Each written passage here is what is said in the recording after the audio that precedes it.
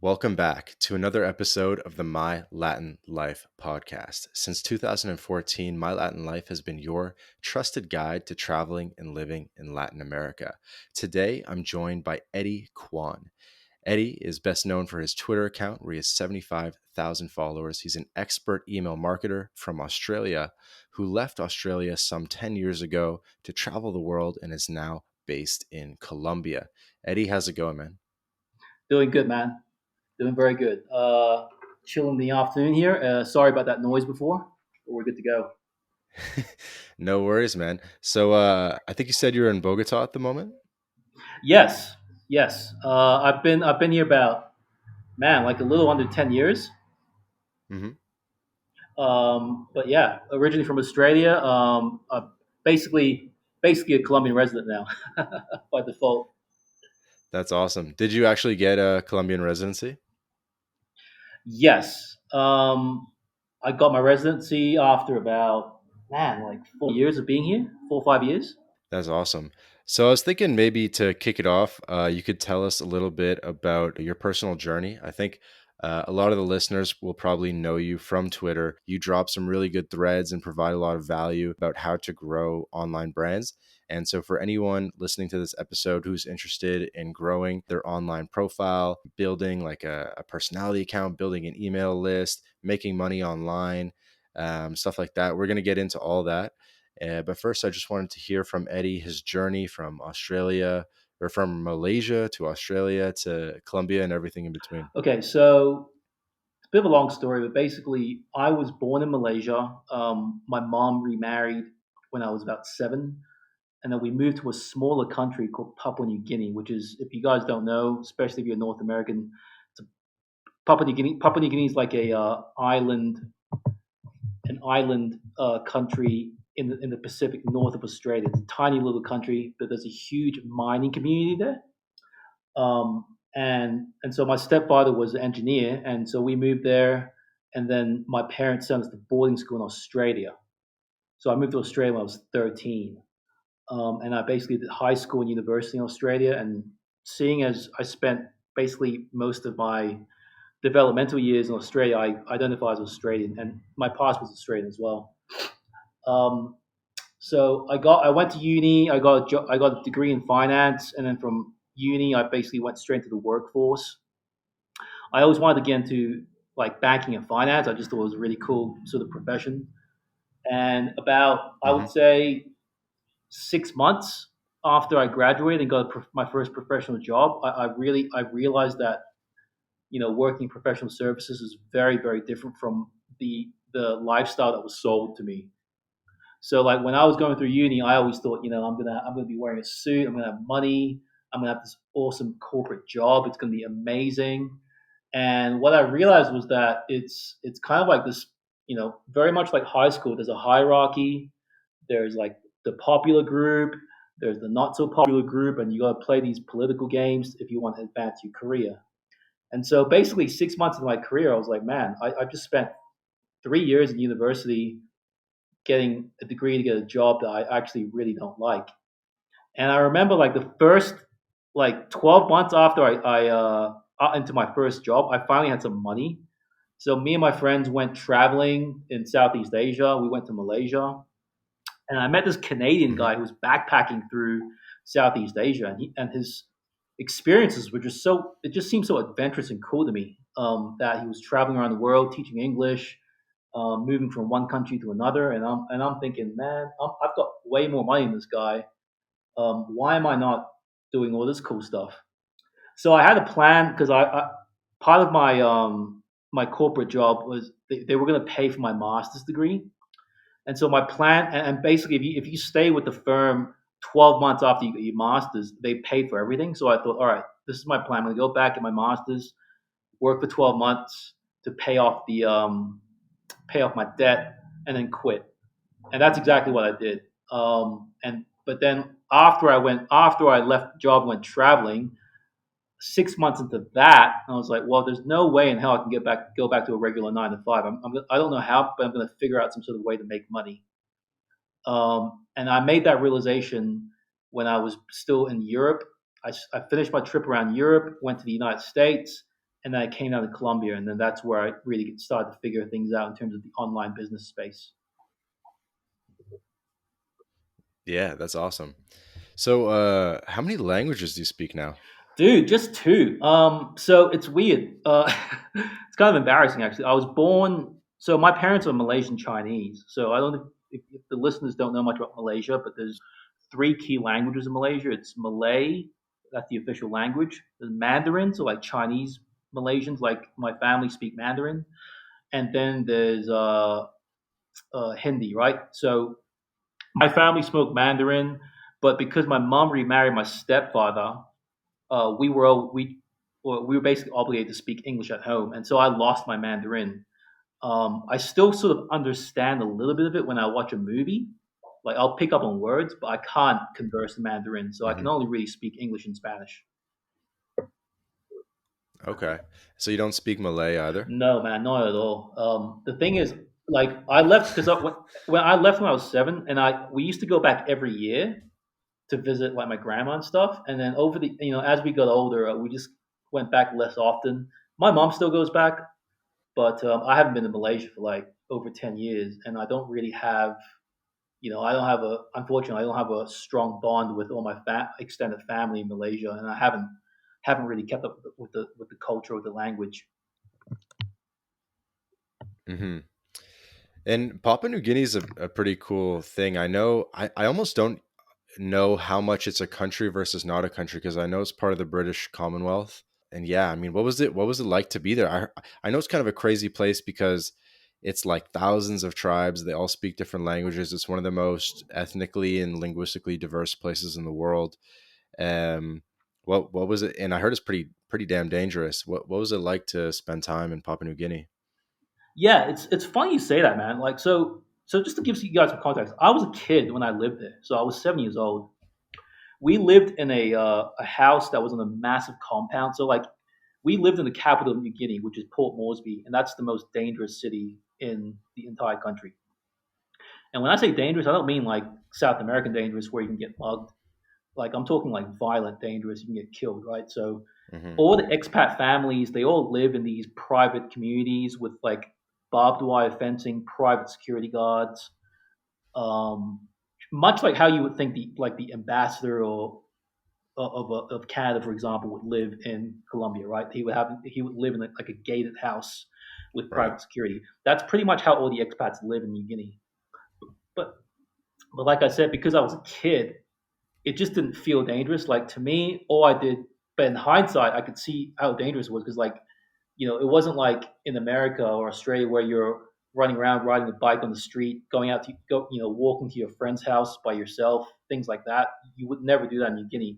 In New Guinea, it's like your mom's going to drive you to someone else's house. She's going to, have the parents' phone number. She's gonna come and pick you up, in her car later on. Like you're never on the street on your own. But to me, like I said, at that time, it just felt normal to me because that's it didn't in my mind. I never thought it was dangerous. It was just life. But in hindsight, yeah, definitely very very dangerous. Hmm. And in Australia, when you were going to university and then working after, were you working in investment banking and doing sort of like mining M&A, or what No, what no, specifically in financial services? no. It was I had a weird background. So I wanted to become. My goal was to become a chartered accountant, which is for the North. I think it's called CPA in America. It's like different. Yep. But basically, I wanted to be a chartered accountant. So I got a job at one of the big four firms, Ernst and Young. And my long term goal was to eventually go into investment banking because that's where the money is. But like I said, I realized the reality of the corporate world way before I even did anything serious to get into investment banking. So that never happened. But yeah, dude, my original goal was to become like a Wall Street banker and like make tons of money with M&A deals and things like that. But like I said, 6 months into my journey, I was just like, this is not exactly what I thought it was going to be. Yeah. No, that's good. I mean, you made a important decision before the golden handcuff set in. Yes, exactly. And I mean, I'm glad I realized that very early on because, I could be, I may have spent decades going down that path. doing something I didn't really want to do. You know. Hmm. And so I was actually kind of scrolling through your Twitter to get some ideas for this conversation. Trying to pull it up now, but at some point you were, you were like approaching 30, you were kind of overweight. I don't know. You've told the story a couple different ways. You wanted to quit the 9 to 5, and I wrote that you quit with no backup plan or income. So I'd love for you to just go into a little bit more detail about what that aha moment was for you, and kind of what your first steps were after quitting. Okay, so I had a couple of advantages. Okay, when I worked at my 9 to 5, I was still living with my parents, right? And that's one smart thing I did. Like living with my parents allowed me to save a ton of money because when I was working for that firm, my only expenses were really drinking and going out. So even though that's that'd be quite expensive living in Australia, I wasn't paying any rent because I was living with my parents. So I was able to save up a lot of money.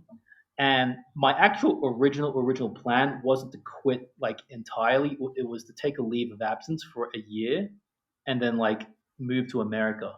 But like I said, 6 months after I started backpacking, and I had a complete like red pill moment. I was like, "There's no way I'm going back to the corporate job ever again." And I basically just took a leap of faith. I was like, "Well, look, I've got all this money in my bank account.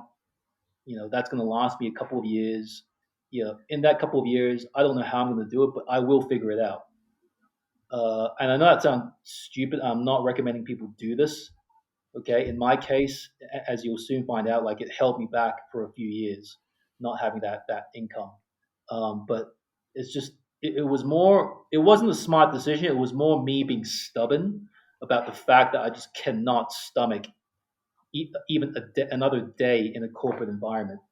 Like I had a friend who was a lawyer who did something similar to me, and he went back, got a job at a firm, and then within a week he quit and went through this serious bout of depression, and and it really messed him up. So I never wanted that to happen to me. Right. But in Australia, there's a pretty big culture of like traveling when you're young. And I kind Yes. of make a joke that Australia would be really easy to conquer because there's no Australians there to like protect the country. They're literally all in Southeast Asia or somewhere else. So did you feel like you were not traveling when other people were, and you were sacrificing and sacrificing, and that's part of what led to the sort of disappointment with white collar work? Yes and no. So, like I said earlier, like I met this Canadian backpacker when I was going through Malaysia, right? But I think when it comes to like Australians in general, Australians have this like island mentality. Like you guys have to understand, like we are so isolated from the rest of the world that we feel compelled to leave the island. Hmm. Like for example, like to fly from Australia to Malaysia. Like when I was a kid, we used to go visit my family. That's an 8 hour flight, right? And I speak to Americans and Europeans all the time, and I'm like, and I tell them, 8 hours flying is like no big deal to me, and they're shocked by that because they think for them 8 hours is like an eternity on the plane. But I tell them like, to Australians, 8 hours to get off the island, that's a pretty like average Hmm. journey, because Right. we're just so far away. And so I think growing up being so isolated from the rest of the world, people just have a natural desire to explore. And that combined with my background of having grown up in New Guinea and Malaysia, and the fact that at that point in my life, I hadn't lived in a singular country for more than 7 years. Like every 5, 10 years, I get anxious. I feel like I have to move to a new country. Like now that I've been in Colombia for 10 years, like I feel I need to move to a different country now, just because I've been here for so long. So, what was your first Latin American country that you visited, and what year was that? All right, so this is 2000 and let me think about this. 2012, I think. So I like I said, when I quit my job, I bought a 12-month round the world ticket. So that took me to Southeast Asia, Europe, and then North America. When I was in high school, I had a dream to always do a road trip through the United States. I read the what's the name of that book by Kerouac, On the Road? Is it? Yep, yep, Jack Kerouac. yeah, so that book influenced me massively when I was 16, and I always wanted to just get like a secondhand car and drive around the United States. So I was able to fulfill that dream at the end of my backpacking journey, and I wound up in Florida, in Fort Lauderdale. I wanted to go to South America. I knew I wanted to speak Spanish, but I didn't know where to go. So originally I was going to go to Guatemala because someone had told me Antigua was like a really well known town for tourists to learn English. So originally I was going to go to Antigua, Guatemala, but I'm American guy I met who's from Boston. He was like, no, no, no, no, no. You don't want to go to Guatemala. You want to go to Colombia, and you want to go to Cartagena, Colombia, because that's where the women are. That's where the partying is. You're gonna have so much fun in Cartagena, Colombia. And so that's Hmm. what I did. I found a cheap ticket on Spirit Airlines, and I bought a one-way ticket from Fort Lauderdale to Cartagena, Colombia.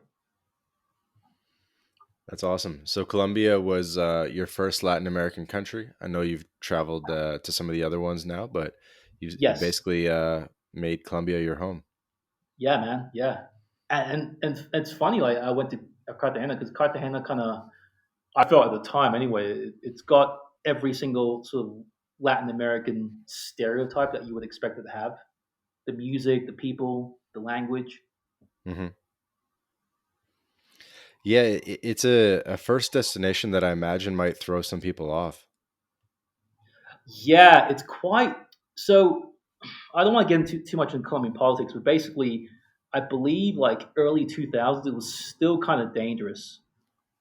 So I got to 2012, and it was, it had been sort of safe for a couple of years. But like 5 years before I got there, it was still considered really dangerous, and no one would really go there. Kind of like what Hmm. what Venezuela is like now. Like just people just wouldn't even consider it. So Right. tourism. So I kind of got there right before tourism really boomed in Colombia. The golden days. And to be honest with you, man, it's still kind of behind in many ways. Like for example, most people still can't speak English. It's not like I don't know Mexico. I guess in certain areas in Mexico, you can get away with speaking English. Like you cannot do that in Colombia. Maybe Cartagena. That's about it. Hmm. That's awesome. Um, yeah, so we're gonna kind of in this conversation probably weave a bit between Latin America stuff and building online business stuff. Okay. Um, I was reading kind of your a lot of your like website copy and stuff, and it says that you help people build one man online businesses so that they can quit the 9 to 5 grind and become a sovereign individual. What does that mean to you to become a sovereign individual? To me, sovereign individual is basically just maximum personal freedom, right? Like the thing I didn't like about working a 9 to 5 was, I just and I know a lot of entrepreneurs feel this way as well. Like I just didn't like being told what to do because when I was in university, I thought that once I'm an adult, once I have a job, then I'm a free man. Like I'm making money, I can do what I want. But it's just not the case. Like in a lot of corporate environments, you're literally treated like a child. Like there's rules you can play by. You can't you can't express yourself fully because you got to be mindful of like who's judging you and who you don't want to piss off or who you want to make be friends with. And so to me, being able to have an online business and the power of the internet and social media, you can now, as a free man, create your own source of income and have the power to control how you live, how you spend your money, what you do, how you choose to dress, how you choose to live your life, and not have to worry about those decisions affecting your income. So Hmm. to me, that's what sovereignty is. It's just how can I maximize my personal freedom without sacrificing my quality of life and my income? Right. And for you, is there like an internationalization element to that too? What do you mean? Well, someone could be, like an independent entrepreneur, just with one passport, living in one country, speaking one language, or you could sort of diversify internationally. And I feel like for you, Eddie, as someone with an international background, having grown up in different countries, maybe you have a natural tendency to have a larger worldview. Yeah, definitely. Yeah, I've definitely seen that because I mean, I see honestly, even with my friends back home, a lot of them. In fact, most of them have never lived outside of their hometown. And not even just the country. They literally have not lived outside of their hometown. And that's cool. I've come to notice that definitely my background, having lived in different countries, and having parents from different nationalities, like my stepdad's German, my mom's Chinese Malaysian. Having that international background, yeah, definitely. And we also grew up when we were living in New Guinea. We lived in a community with several expats from like Canada, America, Africa, and so I always grew up with people from diverse cultures, and so I think that always helped my curiosity and wanting to see more of the world and explore more exotic cultures. Hmm. Because you know you're pretty far from home. You know what I mean? Like it is not easy to get home. I imagine you Yeah. have to do what? You have to like fly up to L.A. and then across.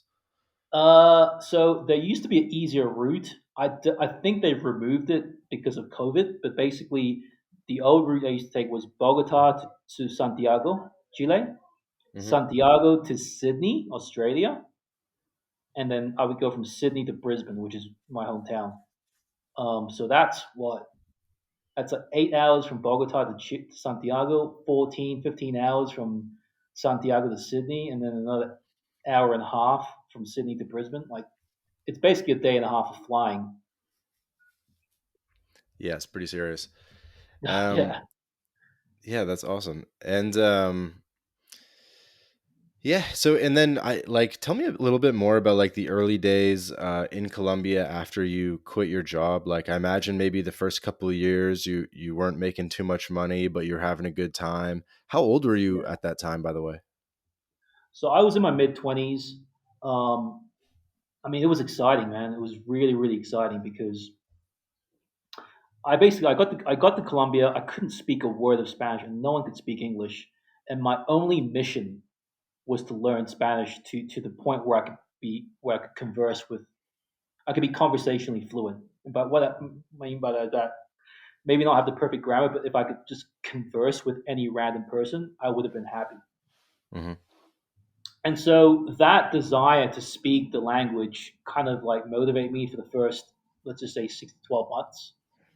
And for those of you who don't know, when you move to a new country, the first 12 months is super exciting because you're in this brand new environment. So all your senses are getting really intensified.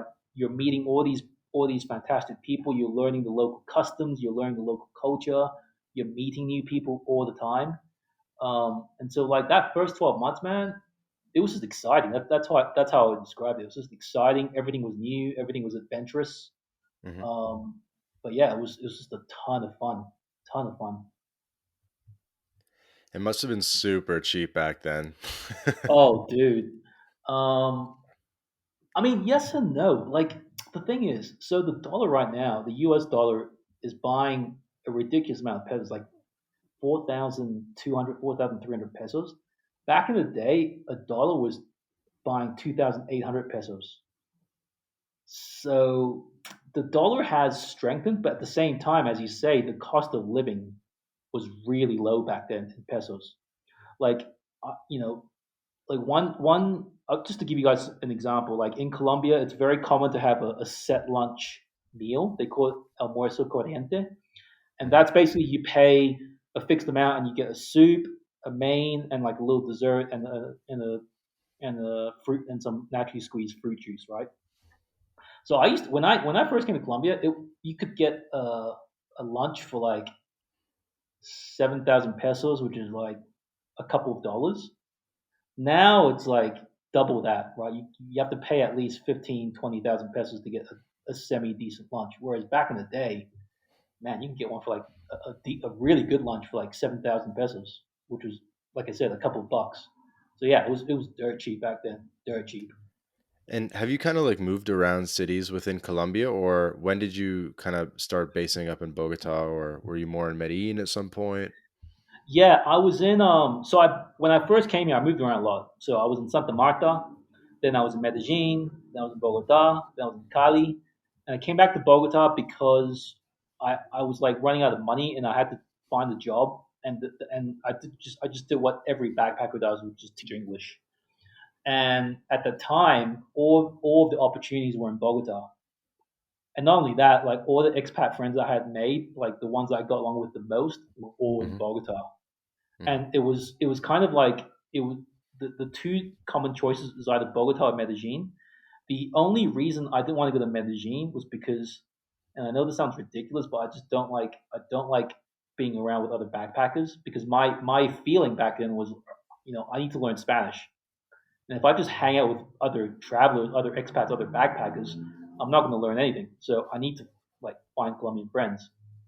And because all the expats were going to Medellin, because it's more popular, I was like, well, I'm going to avoid now. I'll go to Bogota instead. So that was my rationality. Yeah, definitely. And then, so how did you go from English teacher to online business mogul, internet marketing extraordinaire? Dude, okay, so this is around 2015, 2014, 2015. I've been teaching English for about a year and a half. And English teaching in Colombia, it's not like in Korea where you can actually make an okay amount of money in Korea, from what I understand. And when I say okay amount of money, I mean comparable to what you would get paid in a regular job in like a first world country. In Colombia, you're getting paid like crap. Like it's just crappy pay. Like you know, I remember I used to get paid 25,000 pesos for a 1 90-minute English class, which is for it's like $5 to $10, right, at most. And so I was doing that. I didn't mind doing it for like a year because I was young and I didn't really care about like living in a nice apartment or anything like that. But after like a year and a half of that, I was like, man, I'm not earning anything. Like I'm barely surviving. I'm even dipping into my savings a little bit. I need to make some serious money. So I went on. I just did like what pretty much everyone else on Twitter does. I went on Google and just typed in how to make money online, and that led me to this skill called copywriting. And I was like, well, what the hell is copywriting? And so I started reading a bunch of books on copywriting, and basically that led me to Tej Dosa. I don't know if you follow Tej on Twitter. He's a copywriter as well. He had a course called Six Figure Promotions. I bought that course, and I bought another course called Copywriting Course, and that led me to discover email marketing. And that was it, dude. Like I started just cold emailing businesses and offering to write emails for them. And after like a few emails, I eventually got a client, and I just slowly built up from there. And then later on, I discovered Twitter. But my first sort of online money was doing client work with email marketing. Very cool. And Yeah, so that sounds like you've been doing it for a long time then. yeah. What year is it? 2022? About 5 years, I guess. But like when I first got into email marketing, I wasn't making like a ton of money. Like I was still making more than English teaching, but it took a while to like really ramp things up because I really didn't know how to price myself, and I didn't know anything about creating offers or anything like that. I just knew that okay, people need me to write emails. I'll just charge them, you know, a small amount of money based on how many emails I write. Like that's how I was doing it. Hmm. So I really didn't learn the full money potential of it until I got into what we now call money Twitter in about 2019.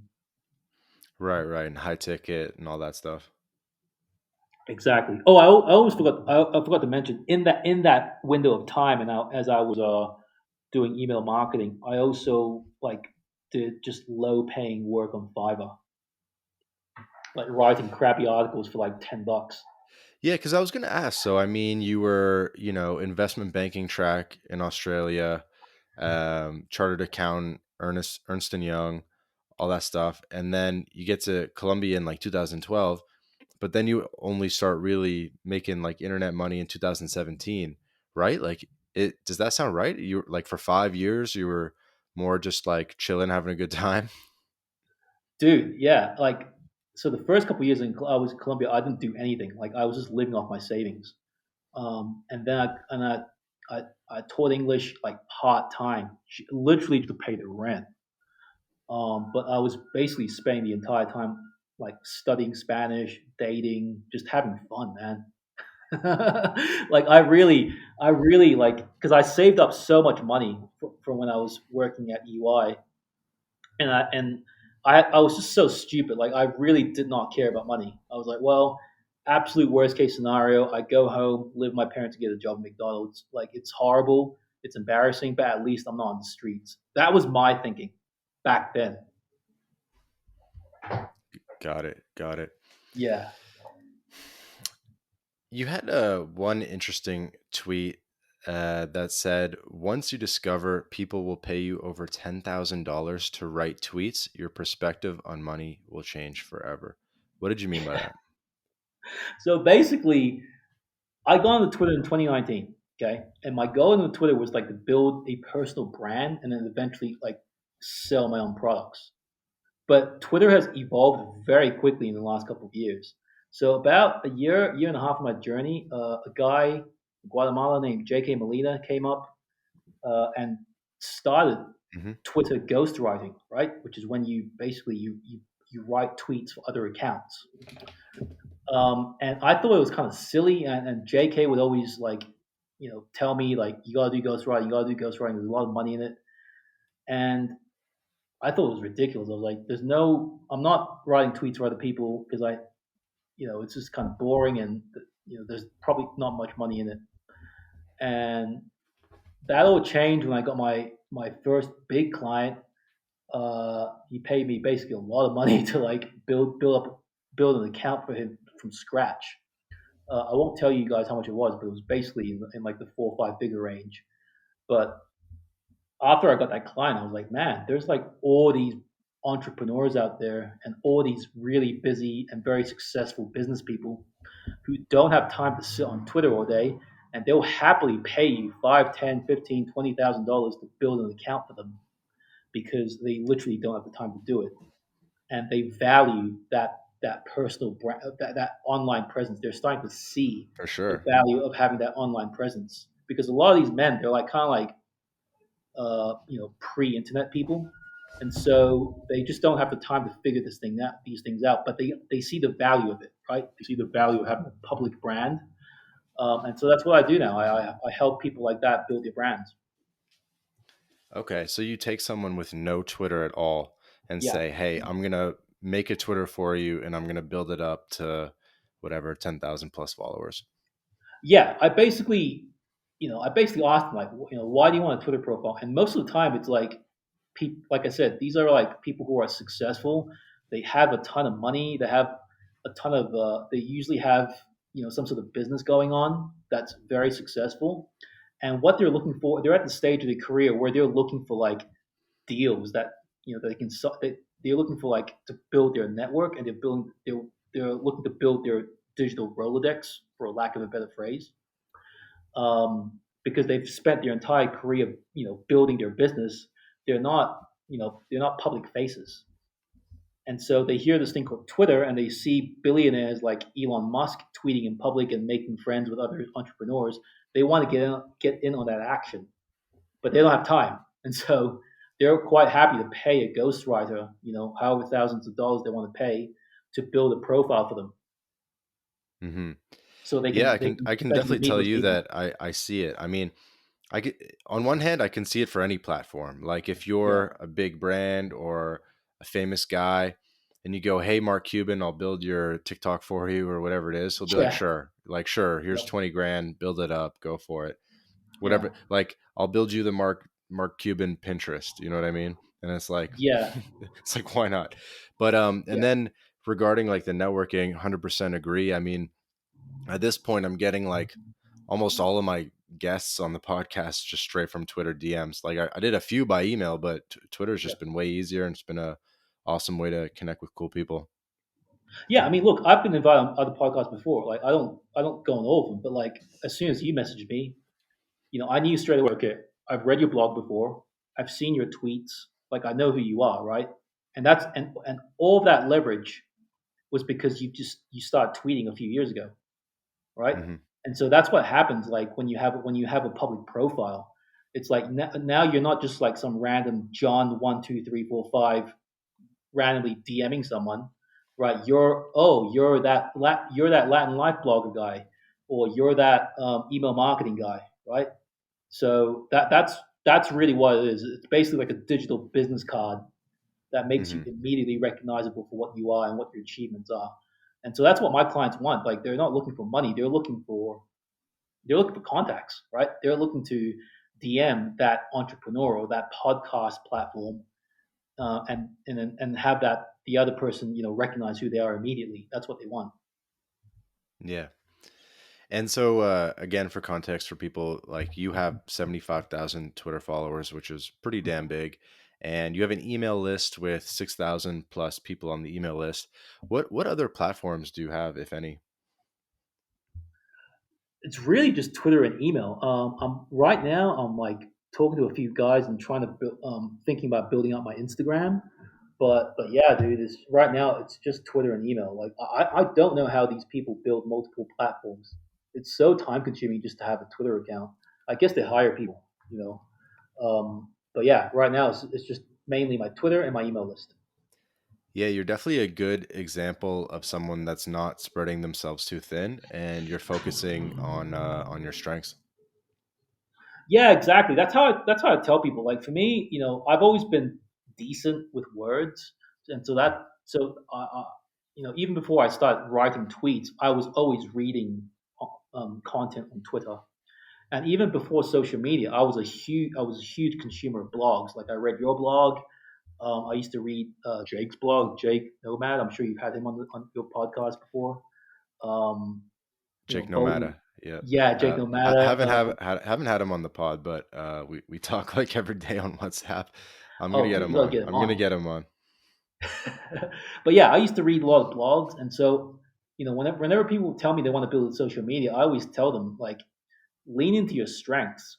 I'm not very good on video, but if I was good on video, I would be doing YouTube and TikTok, not Twitter.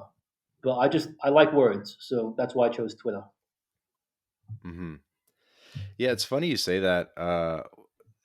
With Jake Nomada, I've had so many guests say that he was really influential in people's kind of like thinking around Latin America and as an inspiration to travel. Who are some of your other?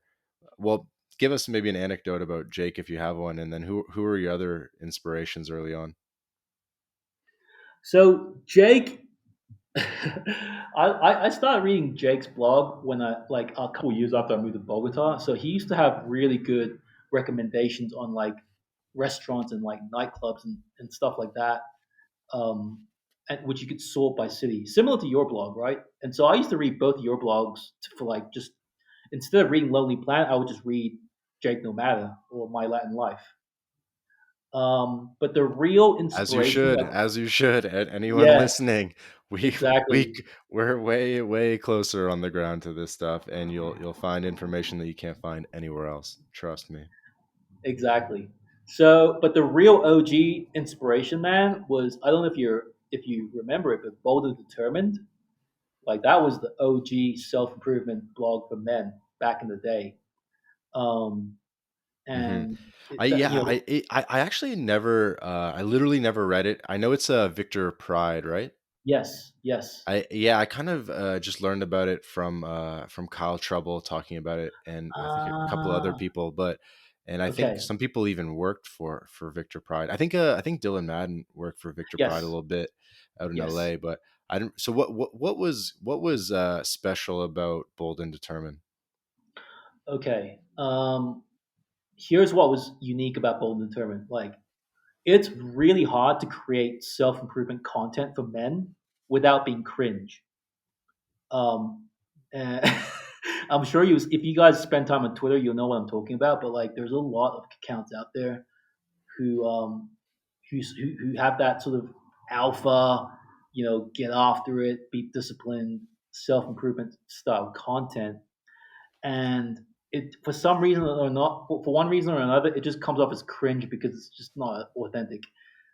Victor had a special way with words, man. Like the way he was able to write, you know, sort of like platitude, sort of self improvement content, and still be really authentic about it.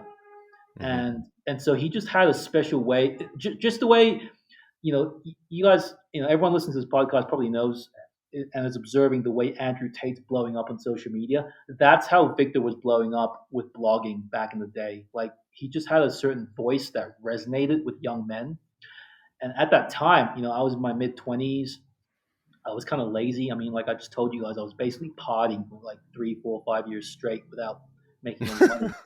Um, like that's how undisciplined I was. And so when I read Victor's content and he's telling me to like work out, he's telling me to wake up early, he's telling me to make money online, like that really resonated with me. And so I think part of it was his writing, but part of it was just discovering his philosophy and his words at that particular moment in my life. Yeah, that makes sense. Are the writings still out there? Is that stuff you can still find, or has it been removed? No. So what happened was he gave like a, I don't know, like a 30-day warning that he was going to delete his blog because he basically discovered Jesus and went down the Christianity route and decided to delete all of his content. Are you serious? And Him too? yeah, dude, yeah, just like Roosh, but before Roosh, Hmm. I think, um, like he went full religious. And anyway, he put up a compilation of his best blog posts in PDF format, which he used to sell for like $10 or whatever, but he put up for free. So I downloaded all of that, and then like a week after I downloaded all of that, he deleted everything. So there's still internet archives of like certain blog posts out there, but you can't get all of it. Interesting. And so it was very like self-improvement oriented. It was, I mean, the stuff that's kind of normal in money Twitter these days, like basic self improvement bro stuff, like lifting weights, making money, um, you know, not being socially retarded with girls. Like, but his stuff was mainly just general self improvement, lifting weights, and making money. That was the three pillars of his content. And he just, man, I still go back and read some of his archives because he just had a way with words that, I've yet to see since he left the game. Really? Though that's a big claim. So it I know, I know. was Actually, no, wait. You know what? That's unfair. I have to give a shout out to Danger and Play, which was Mike Cernovich's blog. Um, I was literally just gonna ask you that. I was gonna say yeah, like because I know they're related, Bold and yeah, Determined and Cernovich. I don't yeah, really know about Cernovich back in the day. I know he's sort of like changed over the years. I kind of had no idea who he was until a couple months ago, and I was trying to like look at his current stuff and be like, who like how is this guy so big? And I couldn't really get it. So what was it yeah. like back in the day? Oh man. So Bone Determined blew up first, and that was like very hardcore self improvement. And then Danger and Play sort of like crept up alongside it. Um, and what was different about Danger and Play was that the tonality was very different. It was more philosophical, and also Cernovich, he talks a lot about introversion, and me being a introvert as well. His writing really resonated with me in a way that Victor's didn't. So Victor was very much about like, you've got to be hardcore. You've got to be super disciplined. You got to wake up at 5 a.m. You got to work out every day. You got to just go hard at life. Whereas Cernovich was just a bit more mellow, like his tonality. He would just sort of tell stories about what he was doing and how he was improving his life, and then explain to you how you can do the same. So it was a lot less intense, but he wrote a lot of content that helped people like me, introverts, overcome like this fear of being social. So that's what I really liked about Danger and Play. But they both sort of came up around the same time, between say 2013 and 2015, 2016 was when they started to sort of like disappear. Hmm. Okay. And Yeah. was a lot of the writing like cancelable, or was it pretty like normal? I would think, man, I would think a lot of it's cancelable now, just because of how ridiculous the modern the state of Western culture now, if you can even call it a culture. Um, I would say, yeah, there's probably like a couple of articles that, if you posted that stuff on Twitter, you'd probably get canceled. Yeah. But I Hmm. mean, it's just kind of like normal stuff for me, right? But like I said, in today's environment, when everyone's kind of soft, yeah, it's probably cancelable today. But I wouldn't say all. I would say maybe 5% of what they put out was like super controversial. Fair enough.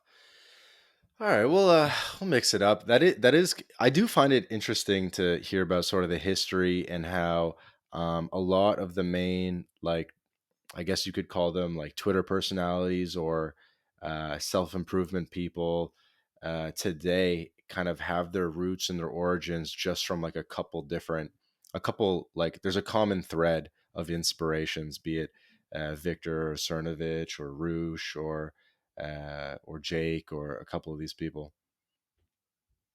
Yeah, for sure, man. It's been interesting to see that self improvement slash masculinity space evolve over time. It's been really really interesting, Hmm. But these and days, you're not especially really for part of youngsters. it. Like you're very No. business oriented with your Twitter. Yeah, and I do that intentionally. Like when you probably don't remember this, Vance, but like when I first started, like I went under the handle War and Weakness just because I thought that was like kind of like my philosophy to my. It was kind of like a affirmation I used to say to myself because, like I said, I was just so lazy and undisciplined. So I would say I have to go to my war with my weaknesses. So I came up with that handle, and a lot of my early content was just very like stupid sort of self improvement platitudes that I was repeating to myself. And then, once I figure out how to monetize my Twitter, you know, I'm gonna. I told myself I'm just gonna focus on business because that's really what matters now. Definitely. So speaking of business, so I think one of the most interesting things that I read from some of your sales copy is that you said that email is and always will be the most reliable profit pipeline in any business. Could you Yeah. elaborate on that? Yeah. So the first thing is, if you look at the history, if you look at businesses in general, online businesses specifically, you'll find that like most of their revenue comes from email, because when you build an email, and yeah, that's one thing. So it's got the highest conversion rate, I believe, compared to social media still, even though it's been around for forever. And that leads me to advantage number two. Email existed way before social media did. Like I remember I got my first Hotmail address, man, when I was a kid, like in like mid to late '90s. Back in the Hmm. day when you had no wireless, you used to physically walk to an internet cafe, log onto the internet, and check your email.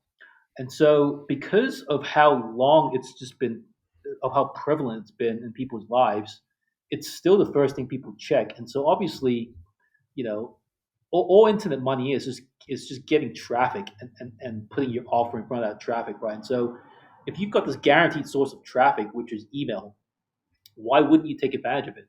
And then the third advantage is that it's unlike social media, and especially with Twitter, when you've seen people lose their accounts over the silliest things, right? People getting canceled and so forth. You can't cancel someone's email list because it's just a list. It's a list of email addresses that you can back up at any time. And so, if for some reason, if ConvertKit decides to boot me, I still have my list back up, which I can take to another email service provider. And so, it's just the most reliable source of traffic that you can generate for yourself. It's I would describe it like this. It's like owning your own newspaper or your own magazine, whatever you want to call it. Hmm. And so that's why it's so beneficial. I make way more money from my email list than I do from my Twitter account. Yeah, and I hear this over and over again. And I have an email list at my Latin life, and I haven't put pedal to the metal on it yet. So maybe you could, on this call, we could spit some free game for everyone listening, get into a little bit of email strategy, and I'll kind of benefit from it myself as well. So your email strategy, you really talked about a back end email marketing system. So what's the difference between just having like an email list and having an email marketing system? Okay, when people have so most people, and this is like very simple but very effective advice. Most people, when they have an email list, they just don't keep up with it. So like if you build you can build emails today, get thousands of subscribers, but if you don't email that list regularly, those people will forget about you. And when you start emailing or if you email sporadically, you're gonna confuse your readers because they're literally just not gonna know who you are because people sign up to several email lists all the time throughout the year. So the difference between having a list and having an actual marketing system is really just boils down to how consistent you are. Like I said, like 90%, 95% of the lists I joined, they're just not consistent, right? Hmm. I've had emails before that come to my inbox and I'm like, I have no idea who this person is. And it turns out it was a list that I joined, like a year ago. So that's one thing I'll recommend. Pick a schedule. I don't care, even if it's like a weekly email. If you're going to do a weekly email, do a weekly email and do it forever. Don't just do it sporadically.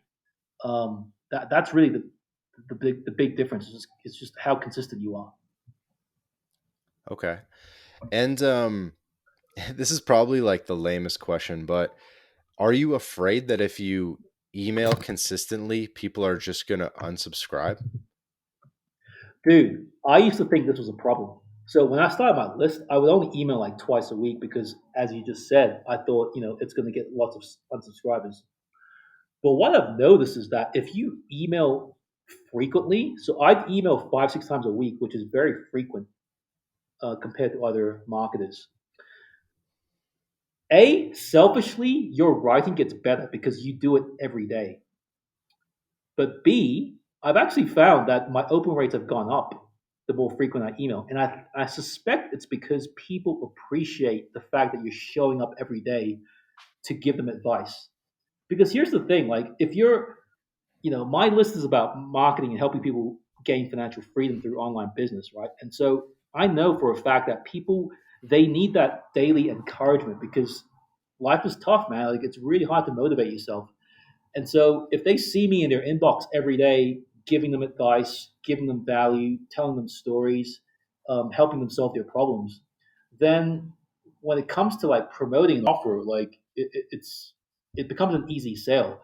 I can tell you like straight up, the last 2 or 3 clients I've signed, I always like to ask my clients after they decide to go ahead and work with me, what was that motivated you you know, to reach out to me to want to work with me. And 9 times out of 10, they'll say, "Oh, it's because I read this thread 6 months ago, or I read this certain email, or I read this email last week." And so it's that consistent level of content output. It really really helps build your presence and build your authority, and it just makes the sale way easier when you pitch your offer. Okay. And Yeah. so what's like a good mix of emails? Like is every email sort of one off, or are they sequences that, Monday flows into Tuesday, flows into Wednesday, or are they somewhat unrelated? It's a bit of both, but the way I do it is it's going to sound just so boring and simple. I wake up every day, I sit at my computer, and whatever lesson is on my mind, whatever story is on my mind, I turn that into an email. So to me, it's kind of like a marketing tool, but it's also kind of like a journaling thing for me. Also, I'm sure you have the same thing. Like when you get the most random ideas in your head all the time. So I have a notepad on my phone. It's literally called emails. Every time I get an idea, whether I'm in a coffee shop or a restaurant, walking around, whatever, I just write down that idea in my notepad. And so every morning when I sit down to write, I have this notepad full of hundreds of ideas, and I just pick one from that notepad and turn it into an email. Hmm. Or I have something that's really pressing that's on my mind that I just have to get off my chest, and I'll turn that into an email. Yeah. Okay. Yeah, I've heard stuff like Yeah. that before. And then how many of these emails are like pure uh like create adding value versus like funneling to your Gumroad and stuff? Are you funneling to your Gumroad at the end of every single email, or just like a small portion of them, or So my advice to people is you should always be promoting something. So it doesn't necessarily have to be a link to your Gumroad or whatever. It could be a link to like a video that you watched or a YouTube that or a podcast that you heard. But you mm, always want to be promoting a link in your email, and here's why: you're basically sort of you're training your readership, your readers, to follow your action. And so if I put a link in every single one of my emails, my readers know that when there's a link in Eddie's email, they have to click it. And so by the time, and so when I every now and then when I do promote a hard like a just a direct sales email, it's not a big surprise because they've been trained by me to click my links. So that's my answer. I don't necessarily promote a product, a paid product in every email, but I always promote some sort of action. So like I've had emails before where I just link to podcasts because it's an interesting podcast that I heard. But that will train people to click on your links, and that's what you want. all right. So you're going to be linking to this episode on one of them. Absolutely, I will be. Absolutely. Okay. So if I had to boil it down, it's basically just like story link. Next day, Yes. story link, Yeah. story Yeah. links. Yeah. And that's the most. I mean, honestly, selfishly, that's the most fun part of email marketing for me. I like telling stories. I like writing, and so it's just not. It's like a writing my daily email. It's like the most fulfilling part of my business every morning. How long should an email be? Anywhere from 500 to 1,000 words is good enough. It Ooh, probably that's takes me pretty long. about. You think so? Like 1,000 words is that takes like over an hour to write, no? It does, yeah. I would say my average word count's like 700 words, and it takes me about 45 minutes to write. So yeah, you're right. Probably over an hour to write 1,000 words, but man, I actually struggle to write short form. Like I'm comfortable writing longer form. So I actually find writing long emails way easier than writing, a viral tweet, for example. Yeah, makes sense. Um, and then so if you using like in what sorry, what niches do you work with the most? I feel like you work with some personal trainers. Like, do you work with Oliver Anwar? I don't work with Oliver.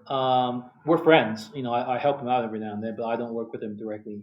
Okay. I've done. Do you- I've written emails for fitness coaches before, but right now my client base it's like health and marketing and startups too. I'm going to be doing a startup account soon. oh, cool. And then so for a health thing, how would you do that day to day? Does it um are you do you try to talk about like different themes within health, or you keep the themes similar? You mean if I'm writing for like tweets for like a health account? Yeah, like let's just say, and how do you like make the stories different enough day to day that that they I don't know, that they have an impact. Yeah, it's kind of tricky. So, okay, health content. Let's just be honest. Like a lot of it just crossovers, right? For Right. It's me, just it's, like it's eat clean, go to yeah. sleep. It's I mean, how many times can you? How many different ways can you say eat protein, right? But people need to be reminded to eat proteins, and so if I have a tweet that's about eating protein, like I'll repurpose that tweet several times over. Obviously, there is some nuance to this. There is some subtlety in terms of trying to capture the tonality of the client. So, like, if I have a client that's like that speaks a bit more of a hardcore tone, I'll probably incorporate some swearing in his tweets because that's just how he is in person. But sometimes the people are a bit more, let's just say, PG in their content, and so they don't want any swearing. So, like, I'll give you an example. Last week, I wrote a tweet for a client, and I dropped an f bomb. Right? he deleted it immediately, and he messaged me on WhatsApp, and he was like, "Oh, can you just don't curse anymore in my tweets?" And I was like, "Oh, sorry about that." Because he curses a lot on our calls, and so I wanted to capture that authenticity, but he didn't want that, so whatever. It just Makes yeah. sense. I think as a ghostwriter, over time, as you speak more and you get to know your clients more and more, um, you'll eventually like if you're a good writer, you'll eventually learn how to capture the tone of your voice. But in terms of the actual content, yeah, one of the things I do on my onboarding interview is I always ask them like, what's the books they read, what's the podcasts they listen to, what's the videos they watch, and I spend a good portion of my time going through all of that content to like learn about health and stuff because I personally don't, you know, before working with these people, I really didn't know much about health and fitness and stuff like that, but I just had to learn because that was my job. Hmm.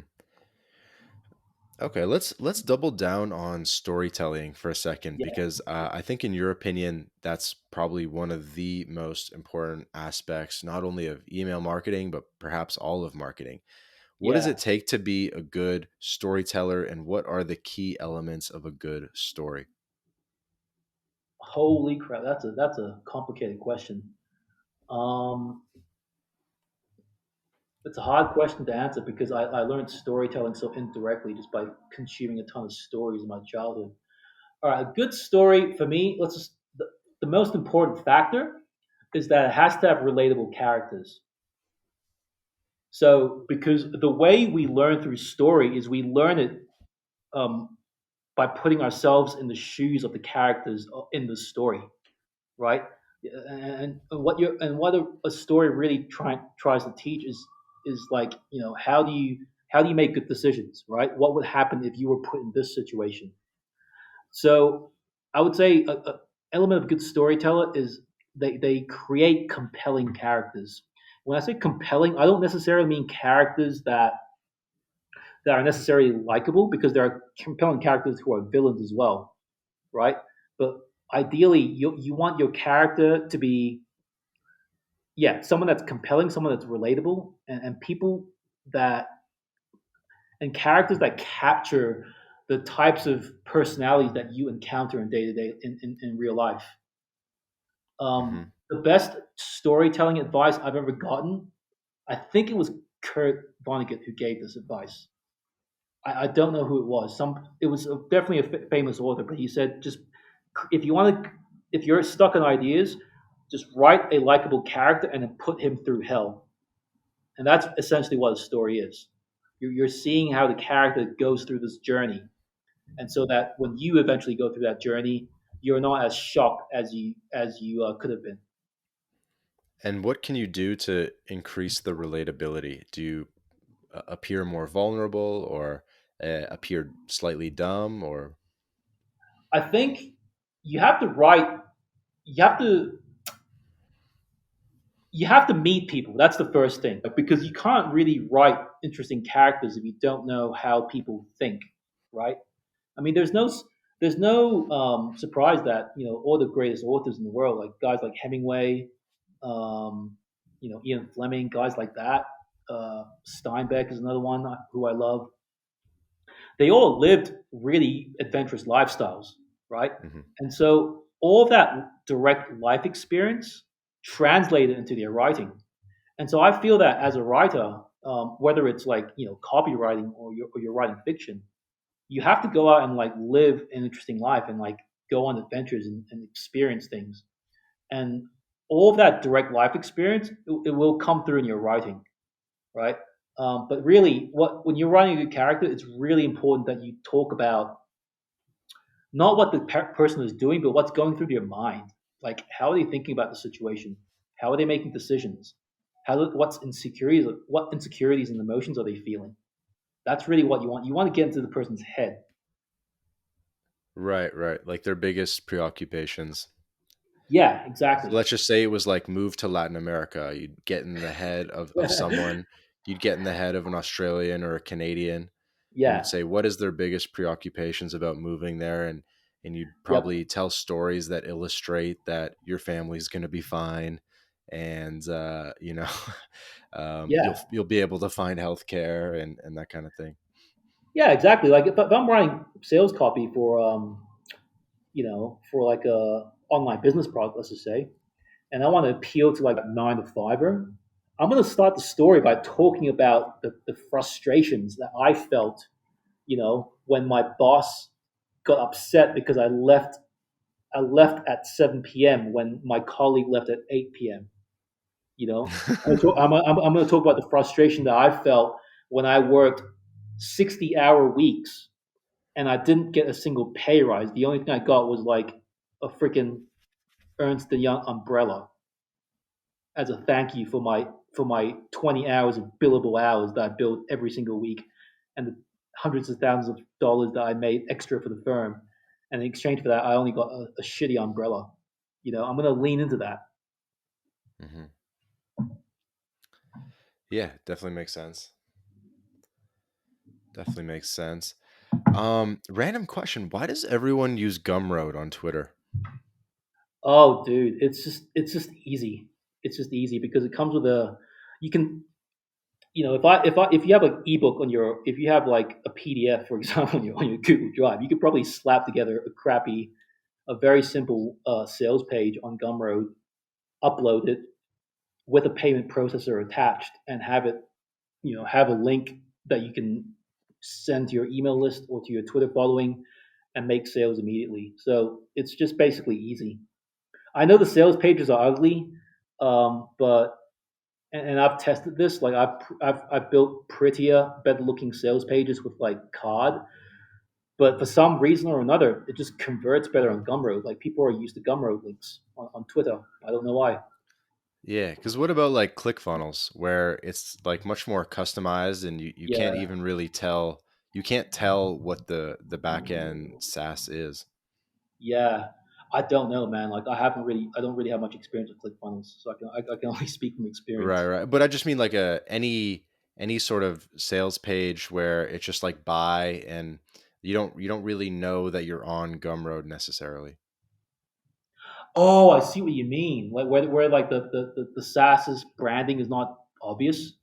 Exactly. It's like Uh, white label. yeah, that's a great question. I would say Card is kind of like that. I don't know if you've used Card before. It's like CARRD. CARRD, double Yeah, R. dot co. Yeah, Uh-huh.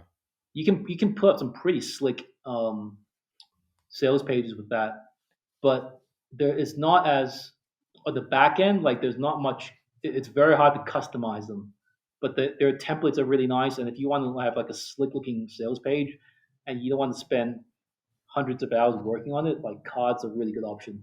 And it's dirt cheap. Okay.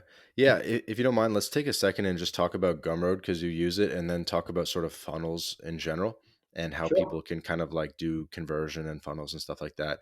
So, Gumroad is basically the only place where you're selling services publicly, from what I understand. Maybe you get people on calls and sell them like the email marketing services, but it's all, other than that, it's all Gumroad, right?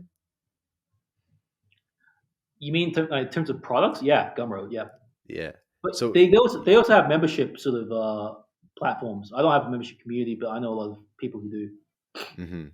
And I was looking kind of through your funnel, and I couldn't see if I wanted to like actually hire you to do stuff.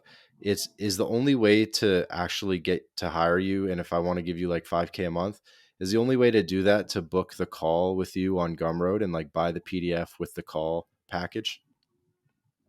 No, no, no, no, no. So unfortunately, yeah, my funnel's not very smooth right now. A lot of the clients I've gotten, especially with ghostwriting, in fact, all of them have come through recommendation. So I've been very lucky in that. I haven't actually set up a funnel for my ghostwriting services. And it's the same with email. Like, the email clients I have right now, I got them through cold email. Like just literally me emailing them, months ago and pitching my offer, and through Hmm. Twitter DMs as well. So I don't have like a beautiful inbound funnel setup. Um, the the sales pages you're talking about, these are like this is basically just me like using Gumroad as a payment provider because PayPal is so crap. And so when I invoice clients, instead of like sending them like a PayPal invoice, I just send them a Gumroad link. Right. So yeah, so you just do all your payment processing through there and not like through Yeah, Stripe. yeah, exactly. Because Stripe has really high fees as well.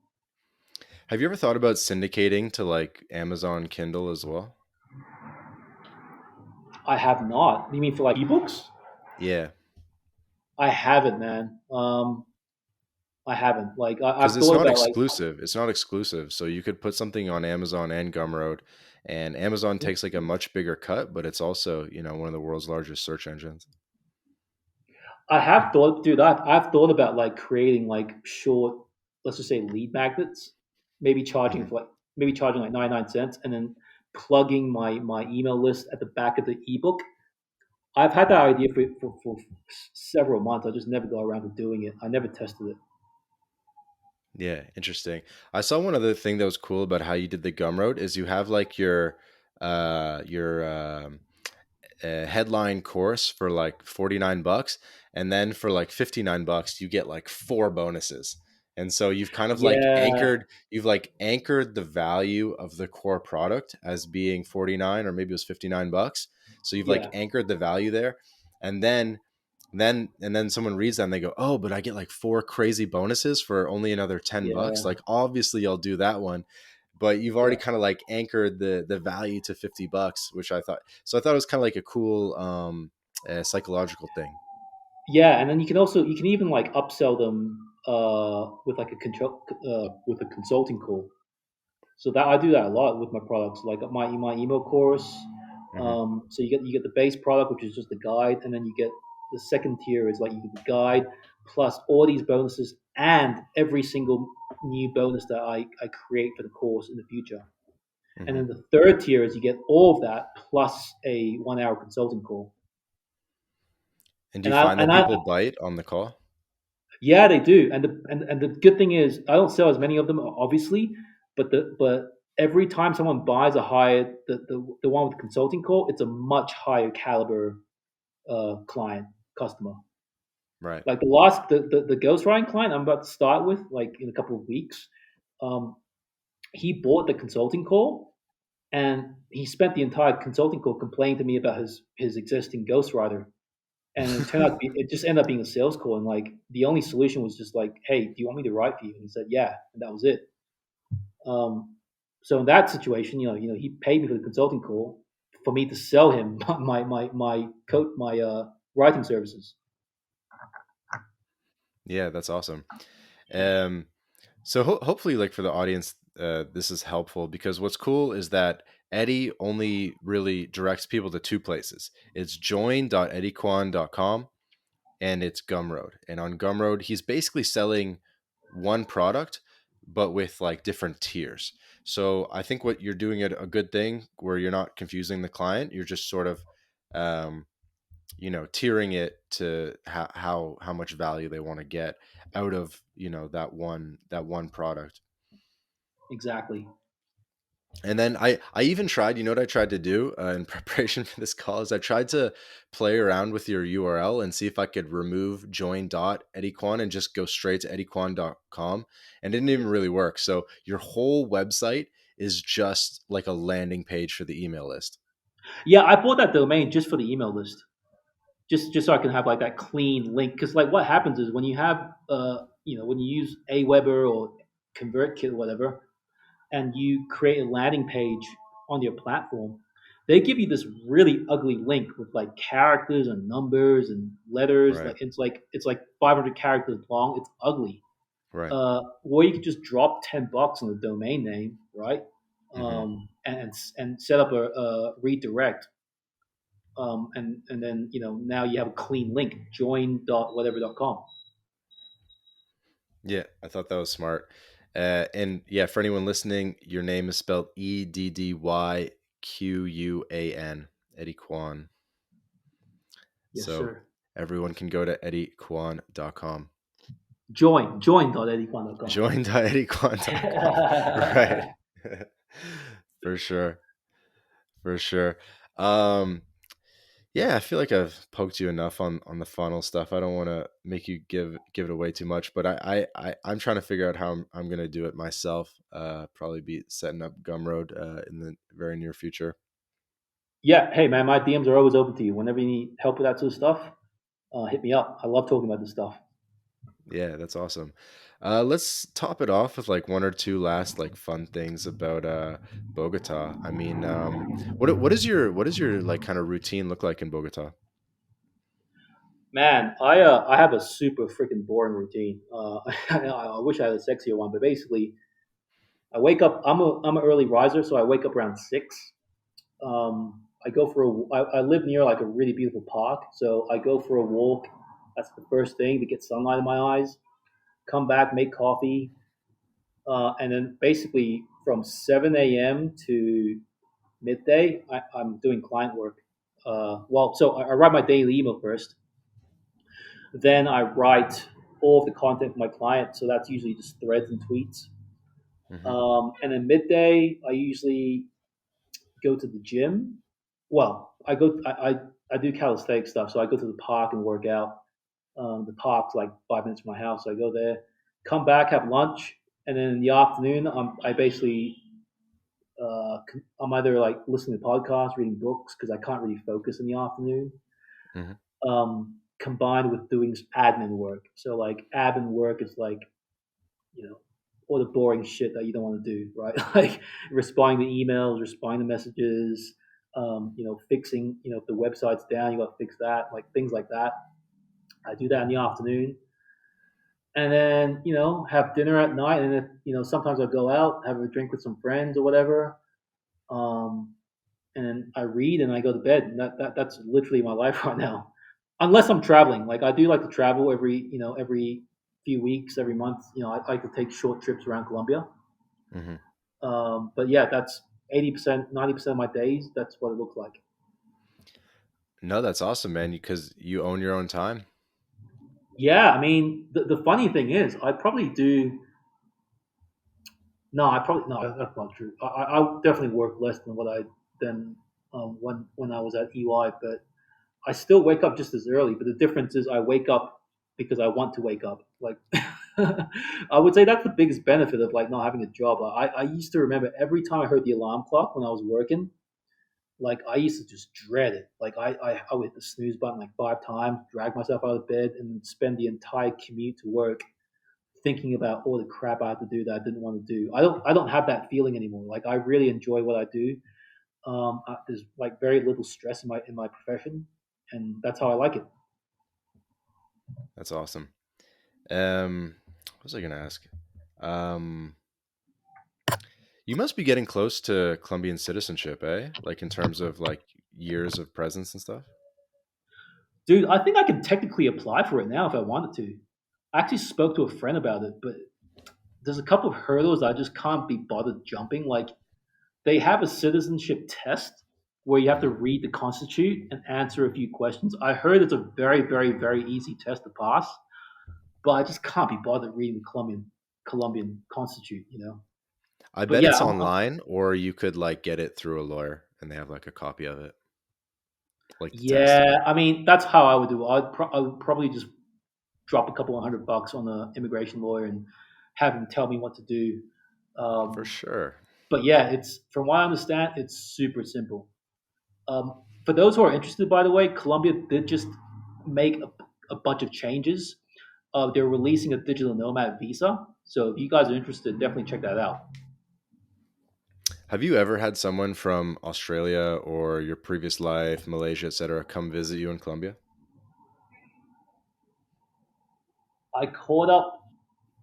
Oh, you know what? I caught up with a friend.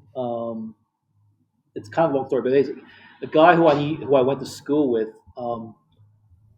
Oh, this is an interesting story actually because it's relatable. So when I was working in my office job back in Australia, I had a friend from high school, right? And I he was one of those guys who just disappeared after high school. No one heard from him. And the rumor was that he had gone to Brazil, married some beautiful Brazilian chick, got her pregnant, and was like making a ton of money in his new job in Brazil. It seemed so outlandish that everyone, including me, thought it was kind of like bullshit because in school he was kind of like he just wasn't like a high performer apart from sports. So I caught up with him in Bogota. And it turns out his entire story was true. He met this beautiful Brazilian girl in Brazil, had a kid with her. He got a job like at some uh, I don't even know what he does, man. I think it's like a manufacturing company. He's like some regional sales manager for this massive manufacturing company, killing it. Um, so it turns out his Latin American story was actually true. So I caught up with him, and I caught up with one of my brother's friends who came from Australia and came out to visit South America, and we caught up in Bogota. And I feel there's one other person, I just can't remember who it was. But yeah, I've had a couple of friends visit. That's pretty cool. He was Yeah. living his Latin life. Dude, it's so funny. I spoke to him recently, and like we weren't really friends in school, but like it's funny how we're the only two guys from our class in school who live in Latin America, and he's like the most like based woke guy that I know of that entire class. And we were just laughing about how like leaving Australia, like would we have been quote unquote normies had we stayed in Australia? And I said, yeah, I think so. So living my Latin life has definitely given us new perspective that we wouldn't have gotten otherwise. That's awesome. Yeah, Um, One question, why is it that everyone that goes to Latin America becomes like a radicalized, like traditional person that just values like tradition and religion? You know what I mean? dude, And like hating woke stuff. it's because you're surrounded by it, man. Um, you're just surrounded by it. And what I like about Latinos is that they're really direct in their opinion.